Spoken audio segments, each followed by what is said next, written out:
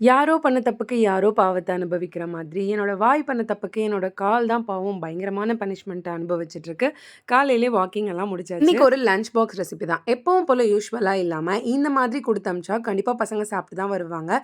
இந்த ஸ்ப்ரவுட்ஸ் எல்லாம் குடுத்தா எப்பயாவது சாப்பிட்டுருக்கானுங்களா? ஆனா இப்படி குடுத்ததால லஞ்ச் பாக்ஸ் காலியா தான் வந்தது. தேவையான உருளைக்கிழங்க வேக வச்சு, அத நல்லா சீவி எடுத்து வச்சுக்கிட்டேன். அதுல உங்ககிட்ட என்ன வெஜிடபிள்ஸ் இருந்தாலும் போட்டுக்கலாம். நான் இன்னைக்கு பச்சை பட்டாணியும், பச்சை பயிறு, மொளக்கட்டின பச்சை பயிரையும் தான் சேர்த்திருந்தேன்.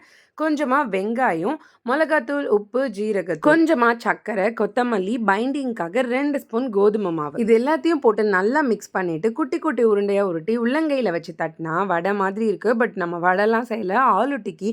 ஸோ பேரை மாற்றக்கூடாது. கடையில் கொஞ்சமா எண்ணெய் ஊற்றி நல்லா லைட்டாக ஷாலோ ஃப்ரை பண்ணி எடுத்தோம்னா நம்மளோட ரெசிபி ரெடி. இன்னைக்கு நம்ம ஃப்ரெண்ட் அவங்க ரிலேட்டிவ்காக டபுள் சாக்லேட் நட்ஸ் இதெல்லாத்தையும் போட்டு ஒரு ப்ரௌனி கேட்டிருந்தாங்க. அதை சேஃபாக பேக் பண்ணி சென்ட் பண்ணியாச்சு. உங்களுக்கும் இதே மாதிரி ப்ரௌனி வேணும்னா ஸ்க்ரீனில் தெரிய நமக்கு வாட்ஸ்அப் பண்ணுங்க.